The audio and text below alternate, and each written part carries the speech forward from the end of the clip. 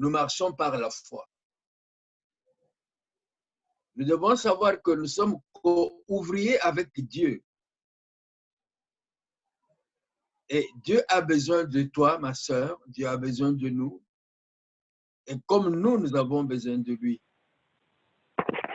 Ce soir, je veux que je puisse rapidement revenir sur quelques principes sur la prière et que nous puissions avoir le temps de prier encore ensemble. Car nous devons savoir que les jours qui sont devant nous sont des jours très difficiles. Les jours qui sont devant nous, ils seront peut-être difficiles à supporter par rapport à ce que nous avons déjà supporté. Mais une chose est certaine, avec Jésus-Christ, nous avons la victoire. Amen. Avec Jésus-Christ, nous avons le succès dans ce que nous allons entreprendre. Voilà pourquoi la prière, comme nous l'avons dit l'autre jour, ne doit pas être une bouffée d'oxygène qu'on reçoit de temps en temps pour garder le souffle de vie. Mais la prière doit être un style de vie. Amen. La prière doit être notre oxygène et que nous devons faire un effort, quelles que soient nos occupations, d'avoir une portion de temps que nous consacrons à l'Éternel Dieu pour la prière. Alors même qu'on était dans les confinements, il y en avait qui ne trouvaient peut-être pas le temps de se connecter pour prier ensemble avec les autres. S'il vous plaît, faites un effort. Parce que dans votre maison, c'est vous qui êtes pasteur. C'est vous qui êtes la porte d'entrée de la bénédiction de Dieu. Mais il ne faut pas non plus que vous soyez la porte d'entrée de la puissance de l'ennemi. Donc, nous avons assumé votre responsabilité en tant qu'ouvrier avec Dieu. Et ce soir, nous allons continuer sur notre lancée.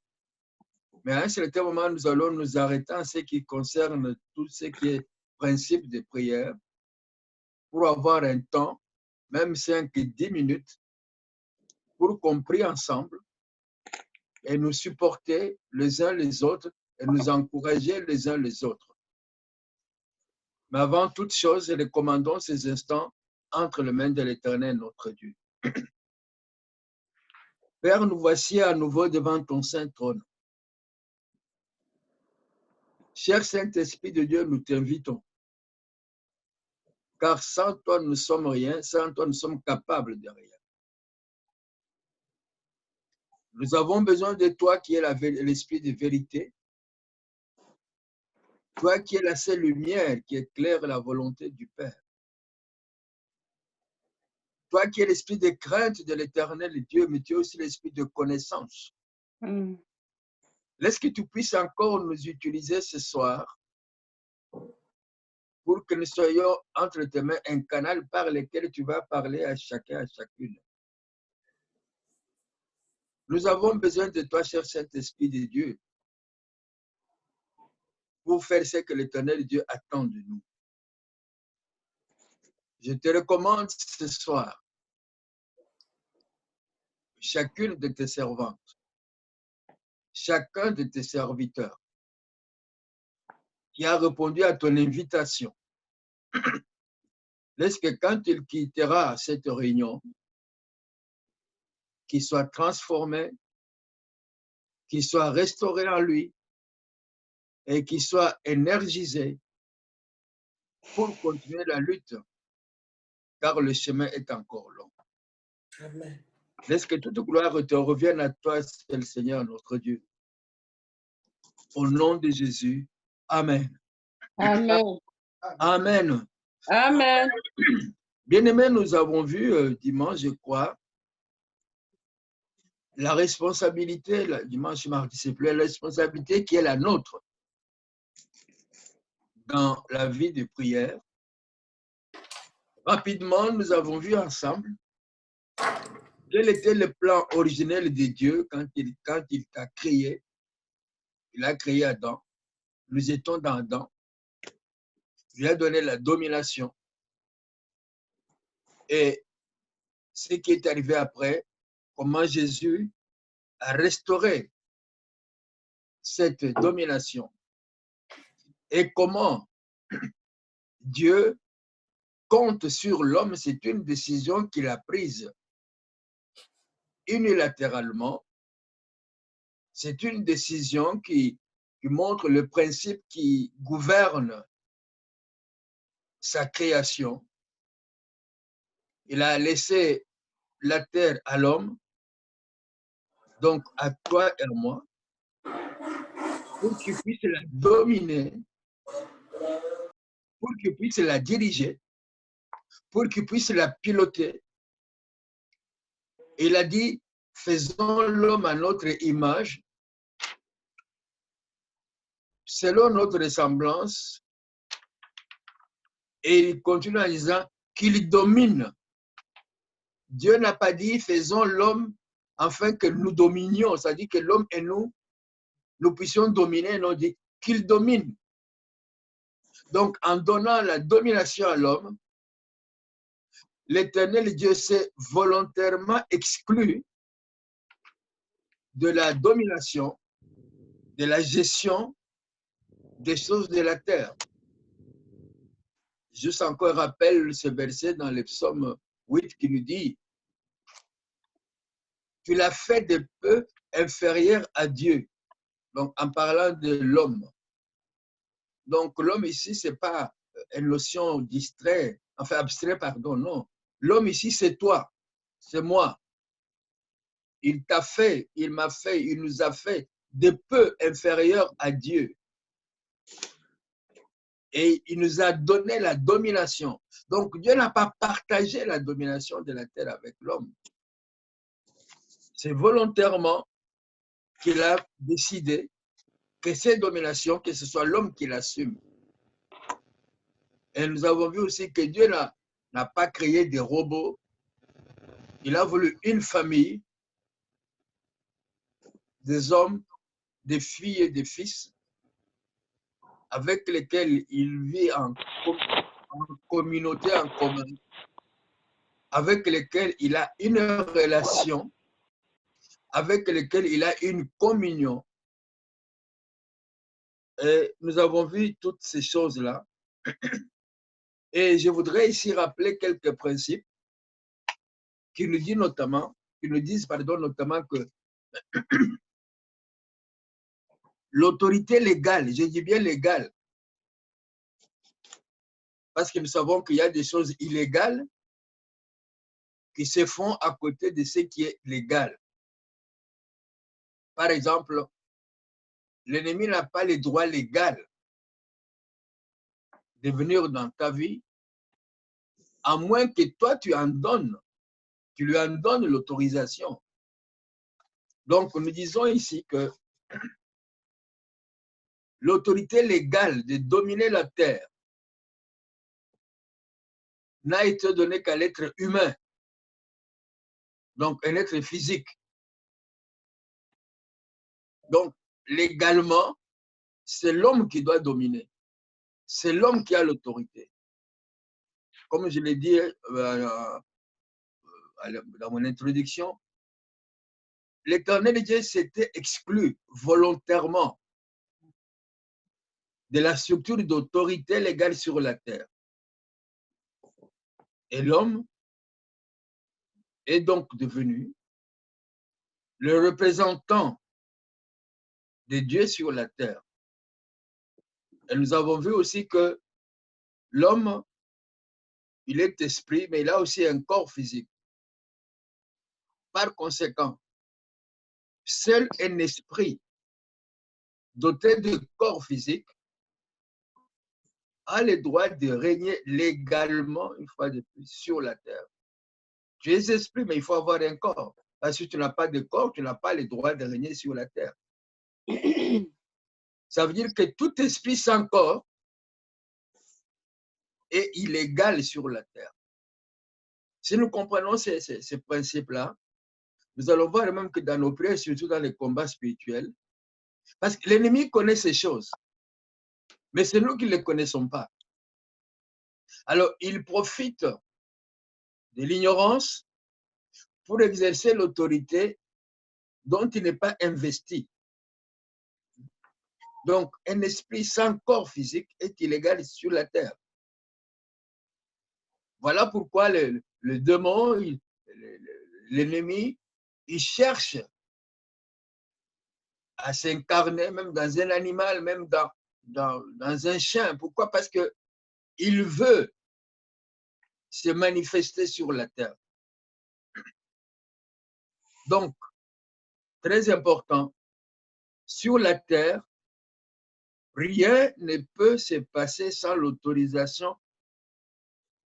active ou passive de l'homme. Ça, c'est très important. Sur la terre, rien ne peut se passer sans l'autorisation active ou passive. Souvent, l'autorisation passive se donne dans l'ignorance. Parce que l'homme, il est le seul à avoir l'autorité légale. Et lui seul, l'homme, est à même de libérer, de donner cette autorité à quelqu'un d'autre qui veut l'exercer sur terre. Alors nous comprenons maintenant pourquoi prier prend une dimension spéciale. Parce que prier, c'est quoi? C'est de donner l'autorisation au ciel d'agir sur la terre. Je vais le dire autrement.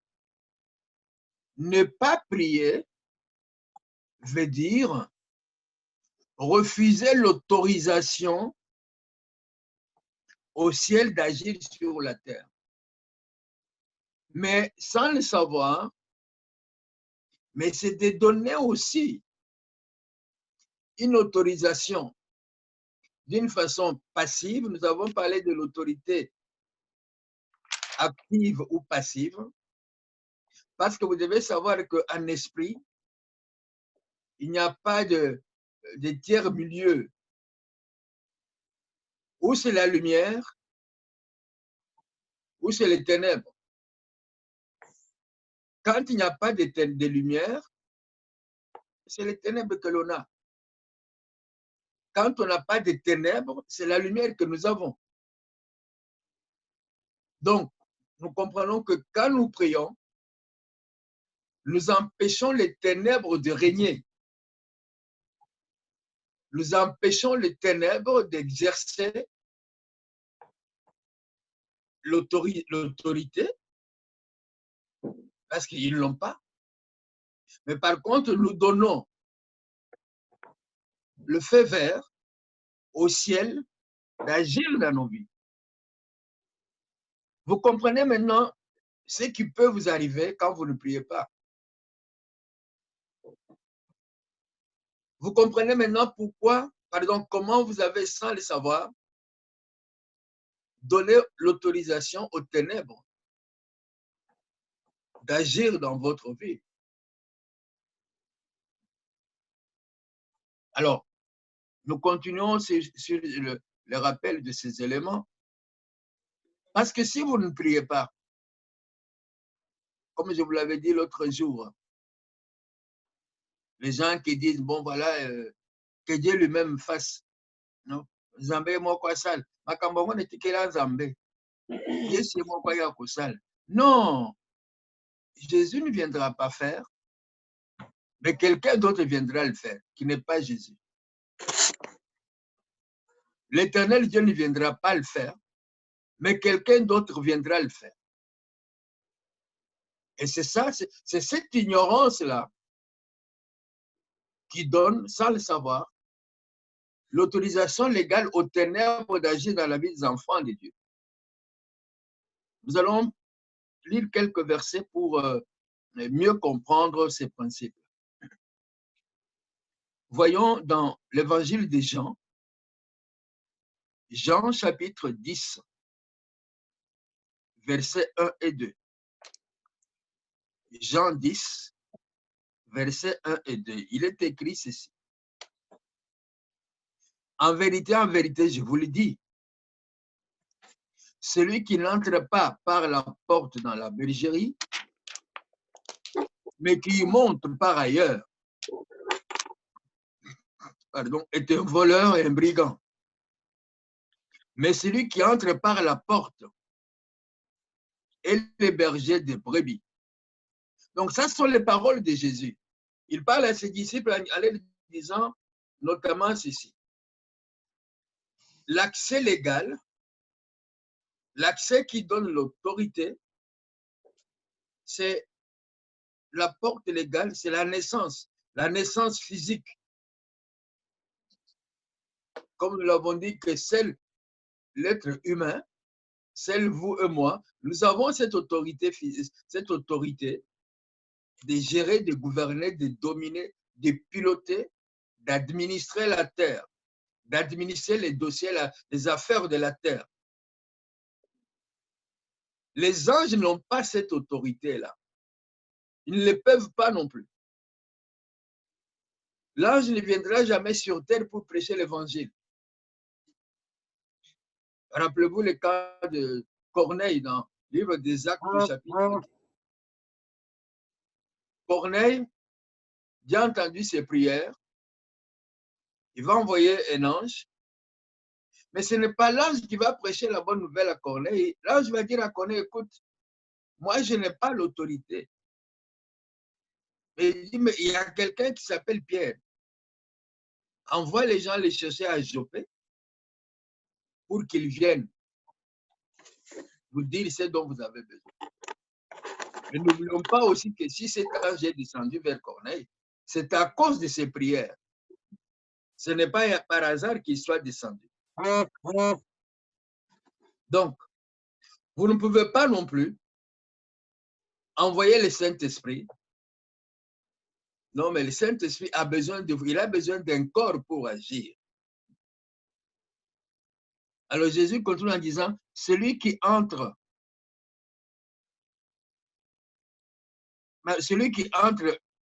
pas par la porte, c'est un brigand, c'est un voleur. Satan, il est un voleur, il est un brigand. Parce qu'il n'a aucun lieu, nulle part, où on voit comment il est né sur la terre. Mais regardez le verset 7 du même chapitre. Jean 10, verset 7. Jésus dit ceci. En vérité, je vous le dis, je suis la porte des brebis. Ah, ici, Jésus nous parle d'une autre porte. Il dit, celui qui n'entre pas par la porte, celui qui n'entre pas par la porte dans la bergerie, il est un voleur. Mais ici, lui-même, il dit, je suis la porte. Plus loin, dans la Bible, on dit aussi, il est le premier-né d'entre les morts. Il est le premier d'un grand nombre de frères. La porte dont Jésus parle ici, ce n'est pas la porte de la naissance physique. Pour mieux les saisir, voyons dans Jean 14, 6. Dans Jean 14, 6, Jésus dit ceci. Je suis le chemin, je suis la vérité et je suis la vie. Je suis le chemin qui conduit au Père. Donc, quand il dit qu'il est la porte, il dit, je suis la porte des brebis. Donc, les brebis ont besoin d'une porte pour entrer à travers cette porte, aller vers le Père. Donc, Jésus dit que c'est lui qui est le chemin, il est la vérité, il est la vie. Il est le seul chemin qui conduit au Père. De quelle porte s'agit-il ici? Ici, il s'agit de la porte de la nouvelle naissance. Il s'agit de la porte de la naissance spirituelle. Donc, il ne faut pas confondre avec la porte au verset 1, qui est de la porte de la naissance physique. Donc, naissance physique, naissance spirituelle, de la même manière que la naissance physique est l'entrée légale sur la terre. De la même manière, la naissance spirituelle par Jésus-Christ, c'est l'unique voie qui conduit au Père. Jésus dit qu'il est la porte. Mais nous savons qu'il est mort, il est ressuscité d'entre les morts. Mais avant de monter au ciel, Jésus dit à ses disciples, comme le Père m'a envoyé, moi aussi je vous envoie. Donc, quand il était sur terre, physiquement, c'est lui qui jouait, c'est lui qui était le relais, la communication avec le Père. Mais maintenant qu'il va partir, il dit à ses disciples, Jean 20, 21, ce verset-là, le Père m'a envoyé, moi aussi je vous envoie. Donc l'autorité, comment le Père l'a-t-il envoyé? Le Père l'a envoyé avec toute autorité. Il l'a envoyé avec, il lui a donné le Saint-Esprit, ainsi de suite, ainsi de suite. Donc, ici aussi, nous voyons que Jésus délègue l'autorité à son corps, à son Église. Parce que comme Jésus est allé au Père, Jésus n'est plus sur la terre physiquement pour faire ce qu'il faisait. Il a délégué l'autorité à son corps qui est son Église. Vous, vous êtes le membre de l'Église de Jésus. Vous êtes les bras de Jésus, vous êtes la main de Jésus, vous êtes la bouche de Jésus, vous êtes les pieds de Jésus. Si Jésus veut parler, maintenant, parce qu'il est parti, il n'a pas de bouche. Quelle bouche il va utiliser? Votre bouche. Si Jésus a besoin de mains pour imposer sur quelqu'un qui est malade, il a besoin de vos mains parce que lui n'a plus de mains. Il a besoin de vos pieds pour que vous puissiez apporter la bonne nouvelle, ainsi de suite, ainsi de suite. Voilà pourquoi cette responsabilité qui est la nôtre, parce qu'il est parti, il nous a donné le Saint-Esprit de Dieu, nous a donné son Saint-Esprit, pardon. Le Saint-Esprit qui réside en nous, en chacun de nous, et les corps physiques que nous avons, voilà tous les éléments réunis pour que nous puissions faire ce que Dieu attend de nous. Jésus avait pris votre humanité, notre humanité. Il avait le Saint-Esprit. Le même Saint-Esprit qu'il y avait en Jésus, c'est le même Saint-Esprit qui est avec nous. Bien sûr, à des niveaux différents. Mais maintenant, il nous dit en quelque sorte, si vous me laissez utiliser votre corps, si vous me laissez utiliser vos yeux, votre bouche, vos mains, moi aussi, je vais vous laisser utiliser mes capacités. Je vais expliciter cela. Donc, nous sommes co-ouvriers avec Dieu. Dans la prière, nous ne travaillons pas seuls. L'Éternel Dieu est avec nous par son Esprit Saint. Mais aussi faut-il que nous soyons disponibles. Faudra-t-il que nous disons, Seigneur, nous sommes là.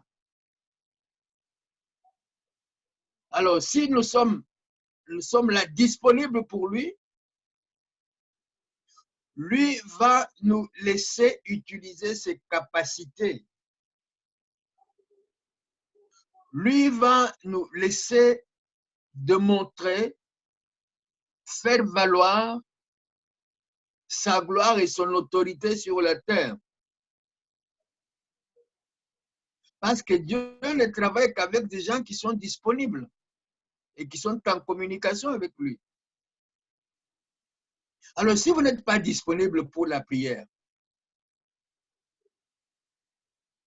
quel est maintenant le corps que Dieu va utiliser pour résoudre les problèmes qui est dans votre foyer, dans votre famille, dans votre église, dans votre nation?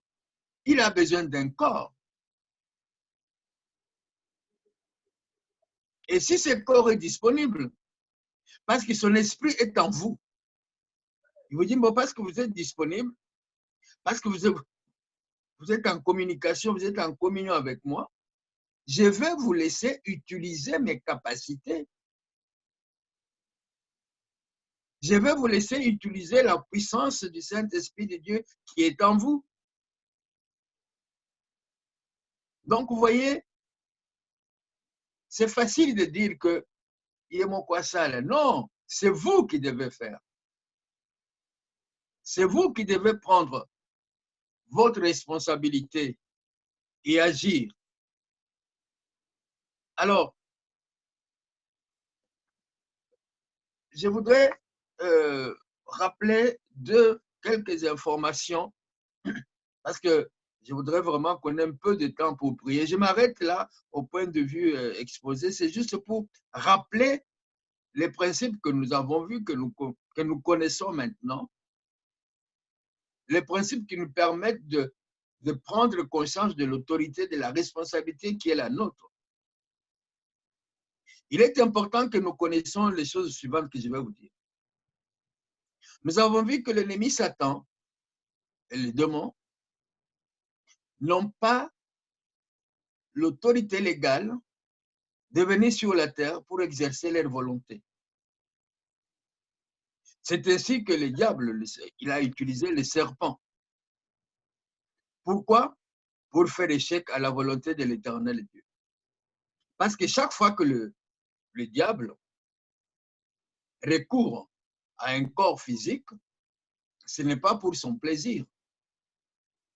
Rappelez-vous le verset dans Apocalypse 12 qui dit « Malheur à la terre et à la mer, car le diable a été projeté vers vous, animé d'une grande colère, sachant qu'il a très peu de temps. » Donc, quand il a l'occasion, quand il a l'opportunité d'utiliser un corps physique quelque part, ce n'est pas pour venir nous souhaiter un heureux anniversaire, non. C'est pour faire du mal. Vous savez aussi comme moi qu'il a utilisé Aman. Vous connaissez Aman dans ses livres de rois. Quel était son objectif? Il voulait détruire le peuple d'Israël. Pourquoi est-ce qu'il voulait le détruire? Mais pour Aman, il a fait signer au roi ce décret pour que sur tout le royaume perse, que tout ce qu'Israël soit détruit. Mais là n'était pas l'objectif de Aman. Derrière Aman, il y avait Satan. Et quel était l'objectif de Satan? Parce que Satan n'oublie pas ce que l'Éternel Dieu lui avait dit. Je mettrai l'inimitié entre toi et la femme. La postérité de la femme, vous connaissez toutes ces choses-là. Il a eu beaucoup d'essais. C'est ainsi qu'on nous montre dans les livres de Noé, dans Genèse, le chapitre 6, on nous montre comment les fils de l'homme ont trouvé que les fils de Dieu ont trouvé que les filles des hommes étaient belles, et ainsi de suite. Ils ont eu. Pourquoi? Parce que ces démons-là, ils avaient inoculé du poison par ces actes sexuels. L'objectif, c'était quoi? Pour que la femme ne puisse pas avoir des descendants par lesquels viendrait celui qui va écraser la tête de l'ennemi. Et là aussi, l'objectif, c'est quoi? Il fallait détruire Israël. Parce que de cette famille-là va sortir quelqu'un qui va faire très mal à Satan. Mais Satan connaissait il savait pourquoi il faisait cela. Mais il ne pouvait pas le faire parce qu'il est esprit. Il a utilisé un homme, Aman, à qui il a donné des idées. Et nous savons comment ça s'est terminé. Et pour que ça se termine, qu'est-ce qui s'est passé? Mardoché, on a parlé à sa nièce en disant, voilà ce qui s'est fait. Voilà ce qui se trame en coulisses. Voilà ce qu'il y a comme projet. Il faut que tu ailles voir le roi. Il faut qu'il connaisse ces choses. Parce que si tu ne le fais pas, bien sûr que nous, on va partir. Mais toi, un jour, on découvrira que tu es aussi juif. Qui sait si ce n'est pour ce temps? Enfin, la suite, vous connaissez. Donc, Esther, Mardoché, ils ne sont pas contentés à faire circuler sur les réseaux sociaux, entre guillemets, ça c'est moi qui dis ça. Voilà le projet de Haman. Voilà ce qui va arriver. Non. Ils sont allés en prière. Et la suite, vous le connaissez. Vous la connaissez plutôt. Et actuellement aussi, sur les réseaux sociaux, nous voyons des informations. Nous voyons des choses qui sont, disons, impensables pour un être humain. J'ai vu aujourd'hui une photo. Sur cette photo, on montre un bâtiment aux États-Unis. De la même manière qu'on écrit sur un bâtiment, oui, ça c'est Crédit Agricole, ça c'est la BNP, et ça c'est Hôtel des Impôts. Aux États-Unis, ce bâtiment est dédié à un programme pour réduire la population de la planète. C'est moi qui traduis en français, c'est écrit en anglais. Donc, c'est un programme avec des hommes et des femmes qui travaillent avec comme objectif réduire la population de la planète. Bon, bien sûr, il y a aussi d'autres informations qui circulent pour réduire la population de l'Afrique, ainsi de suite, ainsi de suite. Tous ces programmes sont contre la volonté de Dieu. Pourquoi? Parce que Dieu lui dit ceci. Il a créé l'homme. Il a dit à l'homme, assujettissez la terre. Remplissez la terre. Donc, multipliez-vous. Donc, notre Dieu, il n'a pas dit, attention, le nombre de blancs, le nombre de noirs, le nombre de rouges, le nombre de chinois est tellement nombreux, il faut les tuer. Non. Permettez que j'ouvre ma Bible pour que nous comprenions bien ce verset-là. Mais Dieu dit dans sa parole, il dit, Genèse 1, verset 28, Dieu le bénit et Dieu leur dit, soyez féconds. Je ne sais pas si on peut parler de fécondité pour un couple qui a un enfant. Je ne sais pas. Il faut voir dans les dictionnaires, ça veut dire quoi être fécond. Dieu ne s'arrête pas là. Il dit, multipliez. Vous êtes 2, devenez 4, vous êtes 4, devenez 8, vous êtes 8, devenez 16, vous êtes 16, devenez 32. C'est la multiplication. Dieu lui-même sait comment équilibrer la population qu'il y a sur la terre. Multipliez, remplissez la terre. Il n'a pas dit de remplir la terre avec des bâtiments, avec des gratte-ciel, des buildings, des stations de ski. Non. On remplit la terre avec des hommes et des femmes. Ça, c'est la volonté de Dieu. Mais les hommes ont dit non, Dieu, cette volonté, ne sont pas d'accord. Nous voulons réduire la population. J'ai même entendu le président, l'ancien président français le dire de sa bouche, Nicolas Sarkozy, pour ne pas le dire. Sans compter que l'actuel président disait non, les Africains, ils ont beaucoup d'enfants. Mais où est votre problème? C'est Dieu qui donne l'enfant, ce n'est pas la France qui donne les enfants aux Africains. Donc, derrière le serpent, il y avait un diable. Derrière Aman, il y a aussi un diable. Derrière cette grande société où l'association Bill et Melinda Gates, il y a aussi un diable. Quelqu'un a dit, on ne lance des pierres qu'à un arbre qui porte des fruits et que si ces fruits sont mûrs. Si aujourd'hui,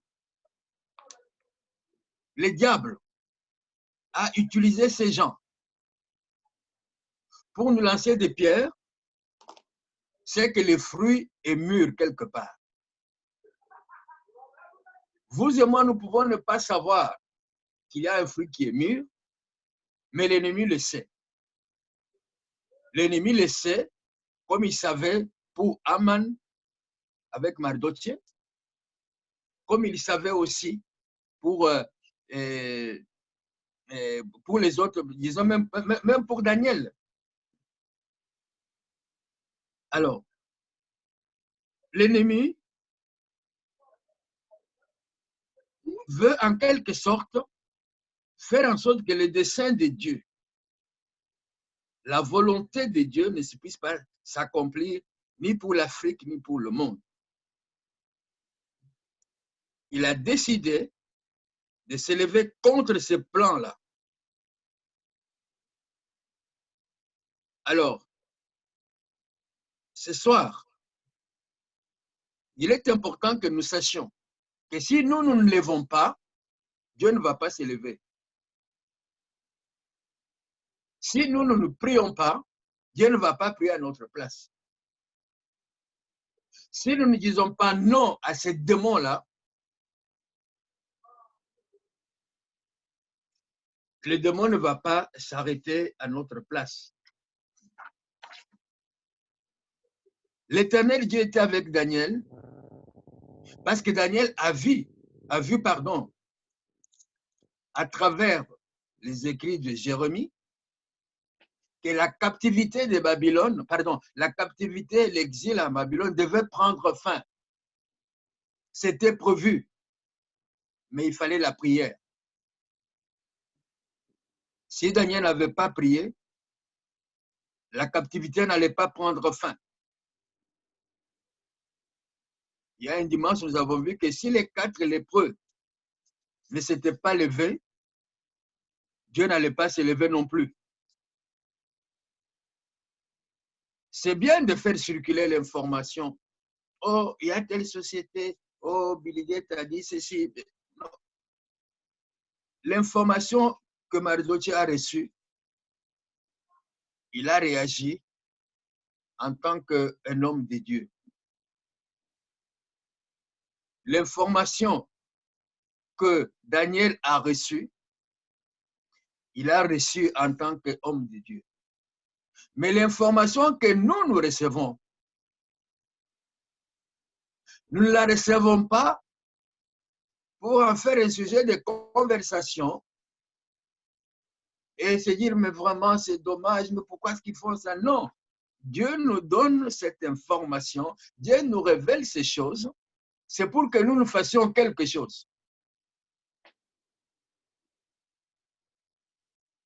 Dieu nous révèle cela, c'est pour que il a son plan, il a son planning, il a ses objectifs. Mais comme je vous dis, Dieu a besoin de toi, il a besoin de nous pour arrêter ce plan-là.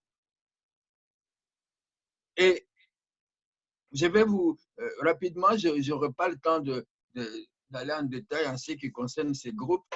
Il existe une société très secrète C'est une société qui existe depuis les années 50. C'est l'équipe de Bilderberger. Bilderberger, c'est le nom d'un petit bourg là-bas en Hollande. Cette société secrète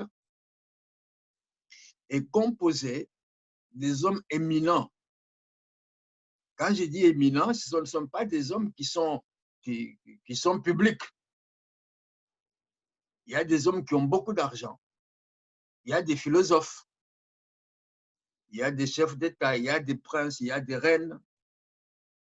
Et ces gens-là, leur objectif, c'est de pouvoir gouverner le monde. Ce ne sont pas les anges, ce sont des hommes comme vous et moi. Ils ont des gens qui réfléchissent. Je vous dis que la société existe depuis 1957. Vous pouvez aller sur Google, cliquez Bilderberger. Ce sont eux qui ont créé la G7. G7, c'est Bilderberger en visibilité. Aucun président en Europe ne peut devenir président, chef d'État, premier ministre sans l'aval de Bilderberger. Vous y trouvez des Rothschild, vous y trouvez des grandes familles très puissantes sur le plan des finances et tout ça. Et même le monsieur là, il en fait aussi partie. Allez voir sur Bilderberger dans Google. Parce que maintenant, avec l'Internet, il y a beaucoup de choses qui se font devant nos yeux, mais nous ne savons pas comment ça se passe. Et vous allez voir comment ces gens, maintenant, c'est difficile de se cacher parce qu'il y a la toile. Donc, B-I-L-D, Berger, c'est comme en flamand, Berger, c'est comme montagne, pas Bergen. Alors, disons Bilderberger, alors, écrivez Berger. Allez sur Google. Alors, c'est par l'information reçue par Mardoché que Esther, tenue au courant, ils ont pu, en fait, faire échouer le plan machiavélique de Haman. C'est par l'information reçue par Daniel qui a eu connaissance du plan de Dieu pour sortir le peuple de l'exil. Dans toutes ces deux situations, ces personnes ont réagi par la prière à l'Éternel. Dieu était avec eux, il leur a donné la victoire parce que c'était la volonté de Dieu. Il avait dit, ils doivent, après 70 ans, ils doivent quitter le Babylone. Et Dieu avait prévu depuis, rappelez-vous la bénédiction donnée par Jacob aux enfants de Joseph alors qui sont en Égypte. Jacob avait même déjà prophétisé sur le devenir de Juda, pardon, de la tribu de Juda, oui. Donc, nous voyons dans la Bible ici, Dieu nous dit, multipliez-vous, remplissez la terre, c'est sa volonté. Mais voilà ces groupes de gens qui se sont laissés utiliser par Satan pour aller contre la volonté de Dieu. Voilà pourquoi il est important que vous et moi, nous nous levions. Que le peuple de Dieu se lève, que l'Afrique se lève pour se dresser contre ces plans, pour faire échouer ces plans diaboliques.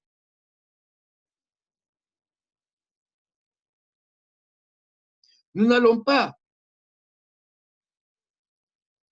évidemment, du temps de Mardoché, Haman a été pendu, la suite vous connaissez, mais nous n'allons pas pendre le groupe de Bilderberger, ni pendre Billy Gates et son épouse, non. Pourquoi? Parce que, écoutons ce que Dieu nous dit, Jésus nous dit, Matthieu 5. Ceci, c'est pour bien orienter nos prières. Nous devons le faire selon la volonté de Dieu. Dans l'évangile de Matthieu, alors que Jésus est en train de poser la fondation du royaume des cieux, à maintes reprises, Jésus lui dit, il vous a été dit, mais moi je vous dis. Il est écrit, mais moi je vous dis.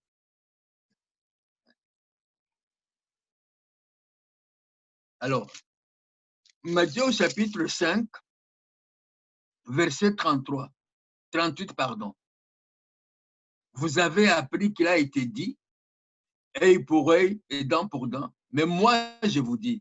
Donc, vous voyez, la pendaison de Aman, chose normale, parce que là-bas, c'était œil pour œil, dent pour dent.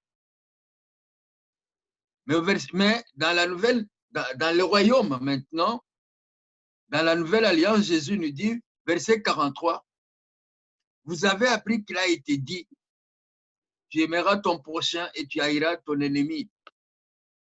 Une fois de plus. Là, c'est la loi, celle qui est donnée dans les livres de Lévitique. Les Lévites, ils devaient appliquer cela, ça, c'était la loi de Moïse. Jésus est venu accomplir la loi, il n'est pas venu abolir la loi. Il leur dit, mais voici ce que la loi vous a appris. Vous avez appris, tu aimeras ton prochain et tu haïras ton ennemi. Mais moi, je vous dis, aimez vos ennemis. Bénissez ceux qui vous maudissent.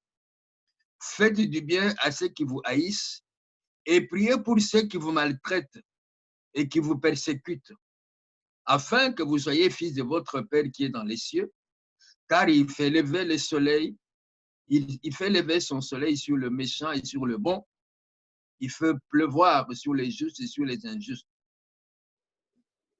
Et si nous allons dans le livre de Romains, lettre de Paul aux Romains, chapitre 12,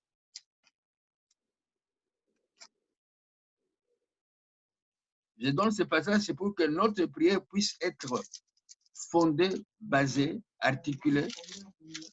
Alors, nous allons dans la lettre de Paul aux Romains, chapitre 12. Nous lirons versets 19 à 21. Romains 12, 19 à 21. Ne vous vengez point vous-même.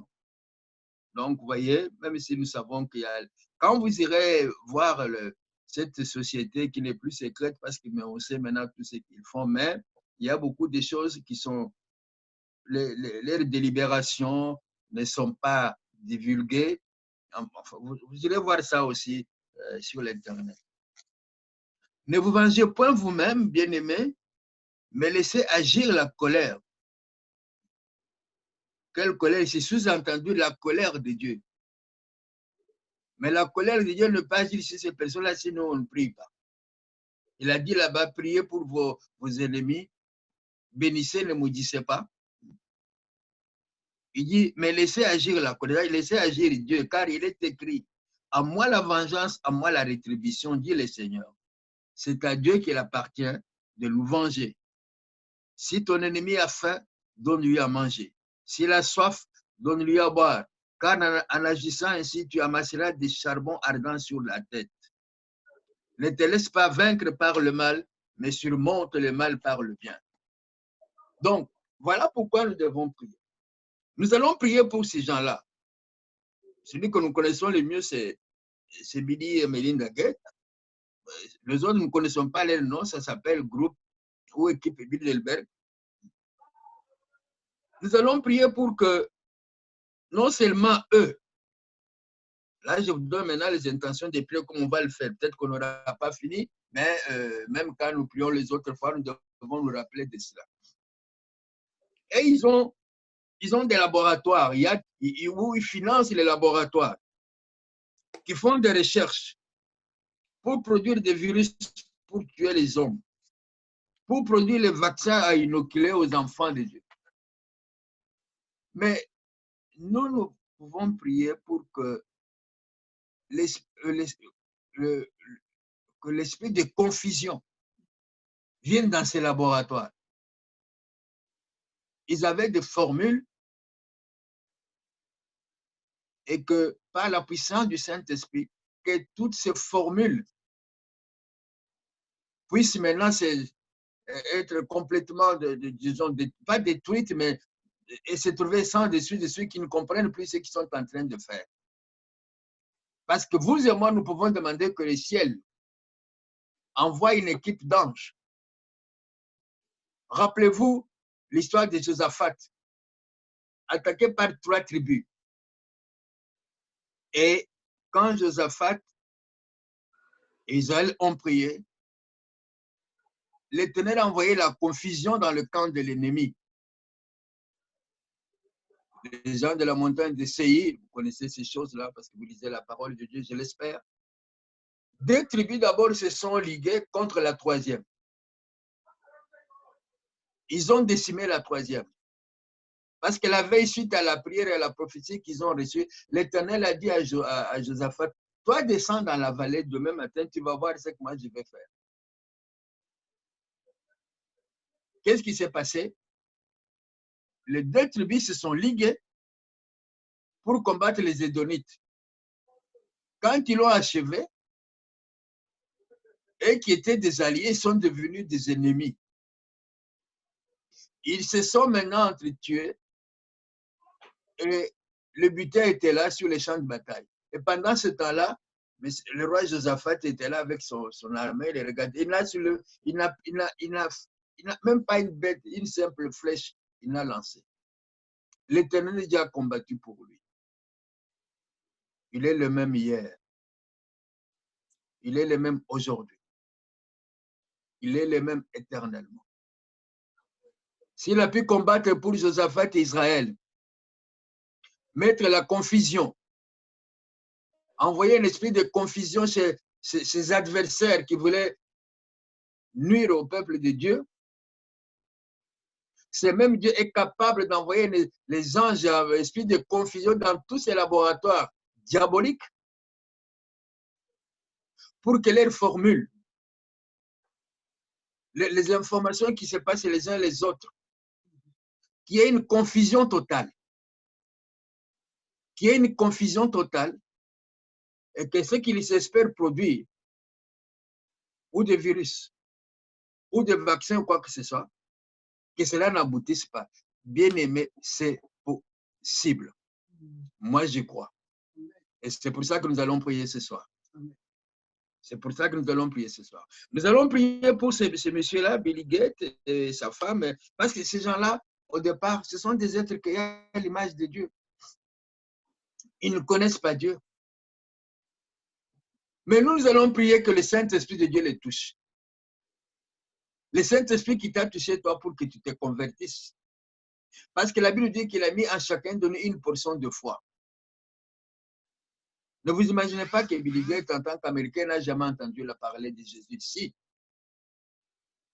Mais nous allons prier pour que le Saint-Esprit ne lui donne jamais la paix. Qu'il n'ait pas le sommeil dans son lit. Qu'il se dise, mais qu'est-ce qui m'arrive? Ce qui t'arrive, c'est que tu as un problème avec Dieu. Tu veux verser le sang innocent et tu payes des gens pour que le sang innocent soit versé. Ce n'est pas la volonté de Dieu. Nous devons savoir, bien aimé, que toi et moi, nous sommes ressuscités avec Christ. Nous sommes assis dans les lieux célestes en Jésus-Christ. Nous sommes assis au-dessus de toute domination, de toute autorité, de toute puissance et de tout nom qui peut être nommé dans les siècles présents, dans le siècle à venir. Nous ne devons pas oublier, bien aimé, que la Bible nous dit que tout ce que nous pouvons interdire sur la terre, si nous disons que ces laboratoires-là ferment, que telle société ferme, la Bible dit là-haut, il va être fermé aussi. Le problème, c'est que nous ne prenons pas conscience de la capacité, de la responsabilité, de l'autorité, de la puissance et du pouvoir qui est à nous. Car la Bible dit que celui qui est à nous, il est plus fort que celui qui est dans le monde. Ceux qui sont avec nous sont plus nombreux que ceux qui sont avec eux. Bien aimé, ce n'est pas un problème de milliards de dollars, c'est un problème spirituel. C'est un problème spirituel. Nous devons voir ça parce que ce qui est dans les visibles est le produit de ce qui se passe dans l'invisible. Alors, si nous voulons détruire les visibles, nous devons aller dans l'invisible. C'est dans l'invisible que cela se passe. Ces gens sont connectés à des puissances de ténèbres. Ils sont connectés à des démons forts. Ils sont connectés à des puissances de domination. Mais vous et moi, ces puissances-là sont sous nos pieds. Et nous ne devons pas oublier, bien-aimés, que Jésus a dépouillé. Quand nous prions, nous devons faire comprendre à l'ennemi ce qu'il est. Parce que si tu as déjà été au tribunal, si tu n'as jamais été, demande à ceux qui ont été, même si tu prends ton arme ce soir, si tu as une arme, c'est un exemple. Tu tires sur quelqu'un, la personne meurt. On ne te prend pas, puis on va te jeter directement en prison à Saint-Pierre ou, je ne sais pas moi, Fleury-Mérogis. Non, on va te juger d'abord. Et quand on te juge, on va ouvrir le code civil ou bien le code pénal, livre 3, article tel. Qu'est-ce que l'article dit? Homicide avec préméditation, sans préméditation, homicide involontaire, homicide volontaire. Toutes ces choses-là sont codifiées dans le droit. Ce que beaucoup d'enfants de Dieu oublient, c'est qu'il y a un tribunal devant notre Dieu. Nous disons que Dieu, il est le juste juge. S'il est juste, c'est qu'il a un tribunal. Nous disons que le Saint-Esprit est notre avocat. S'il est un avocat, c'est qu'il plaide devant un tribunal. Donc, nous allons devant le tribunal de Dieu dire, Éternel, tu as dit. Et il est écrit. C'est par ces lois-là, c'est par ces arrêtés divins que nous allons condamner ces choses-là. Tout ce que vous lierez sur la terre sera lié dans les cieux. Ou vous croyez ou vous ne croyez pas, mais moi je crois. Dieu n'a pas dit que tout ce que Dieu liera, non. Celui qui a reçu Jésus comme Seigneur et Sauveur. Celui qui croit en Jésus. Et celui qui fait confiance à la parole de Dieu. Sa parole est une puissance. Sa parole a de l'autorité. Ce n'est pas Dieu qui va arrêter ces choses-là, mais c'est vous et moi qui nous sommes capables de le faire. Donc, nous devons lier l'homme fort qui agit derrière ces personnes. Les groupes Bilderberg, les G7, peu importe ce que l'Esprit de Dieu peut vous mettre en tête. Donc, voilà le travail que nous devons faire, bien-aimés. Parce que si vous et moi, nous ne levons pas, c'est comme Mardoché disait à Esther, si tu ne fais rien, nous passerons, mais ne t'imagine pas que toi, tu auras la vie sauve. Car c'est peut-être pour ce temps que Dieu a permis que tu sois reine. C'est peut-être Dieu a permis ce confinement.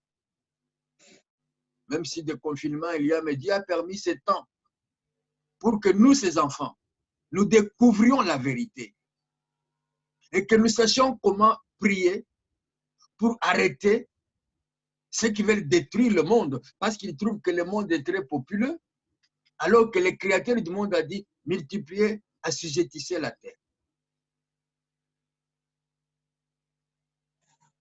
Je vais arrêter ici les numérations, mais je crois que chacun de nous pouvons recevoir de la part du Seigneur d'autres intentions de prière.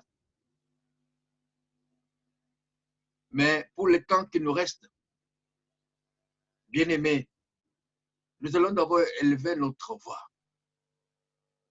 Nous allons élever notre voix, dire merci à notre Dieu. pour la grâce qu'il nous donne aujourd'hui d'être ses co-ouvriers. C'est une grâce que l'Éternel Dieu veuille t'utiliser toi pour que sa volonté là-haut s'accomplisse sur la terre. Qui sommes-nous? Nous allons prier pour lui rendre gloire et nous allons demander que le Saint-Esprit de Dieu nous conduise dans ces quelques minutes de prière qui nous restent pour que nous soyons collés à la volonté de Dieu et qu'il n'y ait point d'hésitation, mon frère, ma soeur, parce que nous devons prier avec foi. Nous devons prier avec détermination. Nous devons prier, pardon, parce que nous savons que le résultat est là. Notre Dieu n'a jamais échoué et il n'échouera jamais. Nous devons persévérer pour détruire ces puissances des ténèbres. L'Éternel nous dit dans Jérémie, j'étais établi sur les nations, sur le royaume, afin que tu puisses arracher, que tu puisses détruire, briser, renverser, ainsi de suite. Je vous ai donné le pouvoir de marcher sur les serpents, sur les scorpions, ainsi que sur toute la puissance de l'ennemi. Toute la puissance de l'ennemi. Je vous ai dit que derrière ces personnes-là, c'est Satan qui s'oppose à la volonté de Dieu.